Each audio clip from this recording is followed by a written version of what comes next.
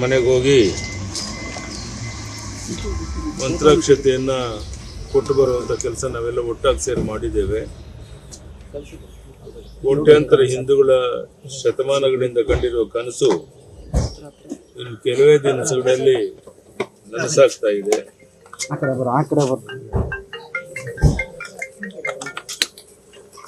ಕೋಟ್ಯಾಂತರ ಹಿಂದೂಗಳ ಶತಮಾನಗಳಿಂದ ಕಂಡಿರುವಂತ ಕನಸು ಇನ್ನು ಕೆಲವೇ ದಿನಗಳಲ್ಲಿ ನನಸಾಗ್ತಾ ಇದೆ.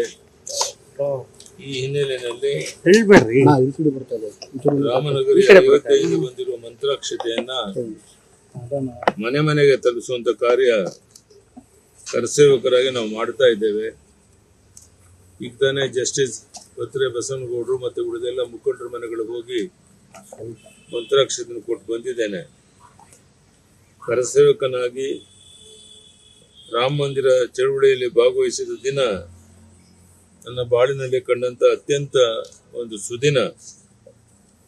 ಇಂದು ಮತ್ತೊಮ್ಮೆ ಕರಸೇವಕನಾಗಿ ಶ್ರೀರಾಮನ ಸೇವೆ ಮಾಡುವಂತ ಒಂದು ಅವಕಾಶ ಸಿಕ್ಕಿರುವಂತಹದ್ದು ತುಂಬಾ ನನಗೆ ಸಂತೋಷ ತಂದಿದೆ. ಇದು ಕೇವಲ ರಾಮ ಮಂದಿರ ನಿರ್ಮಾಣ ಮಾಡ್ತಾ ಇಲ್ಲ, ಬದಲಿಗೆ ಪ್ರಧಾನಿ ನರೇಂದ್ರ ಮೋದಿಜಿಯವರ ದಿಟ್ಟ ನಾಯಕತ್ವದಲ್ಲಿ ಭಾರತ ದೇಶ ರಾಮರಾಜ್ಯ ಆಗ್ತಾ ಇದೆ ಅಂತ ಹೇಳೋದಕ್ಕೆ ನನಗೆ ಯಾವುದೇ ಮುಜುಗರ ಇಲ್ಲ. ಇಂಥ ಸುಸಂದರ್ಭದಲ್ಲಿ ನಮ್ಮೆಲ್ಲ ಕಾರ್ಯಕರ್ತರು ಮನೆಗೆ ಹೋಗಿ ಮಂತ್ರಾಕ್ಷತೆಯನ್ನು ಕೊಟ್ಟು ರಾಮನ ಸಂದೇಶವನ್ನು ತಿಳಿಸುವಂತ ಕೆಲಸ ನಾಡಿನ ಉದ್ದಗಲಿಗೆ ಆಗ್ತಾ ಇದೆ.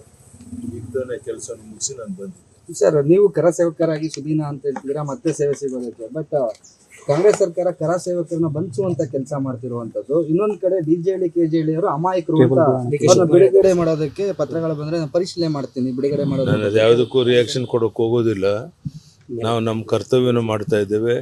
ಯಾವುದು ಸರಿ ಅಂತ ನಮ್ಗನ್ಸುತ್ತೋ ಆ ಕೆಲಸವನ್ನು ಮಾಡ್ತಾ ಇದ್ದೇವೆ. ಟೀಕೆ ಟಿಪ್ಪಣಿಗಳು ಸಹಜ, ಅದಕ್ಕೆ ನಾವು ಯಾವುದೇ ಪ್ರತಿಕ್ರಿಯೆ ವ್ಯಕ್ತಪಡಿಸೋದು ಇಷ್ಟಪಡ್ತೀನಿ. ಬಿಜೆಪಿ ಅವರು ಗಲಭೆ ಸೃಷ್ಟಿ ಮಾಡಲು ಮುಂದಾಗಿದ್ದಾರೆ ರಾಮ ಮಂದಿರ. ನ್ಯೂಸ್ ಫಸ್ಟ್, ನಿರ್ಭೀತಿಯಿಂದ ನಿಮ್ಮ ಪರವಾಗಿ.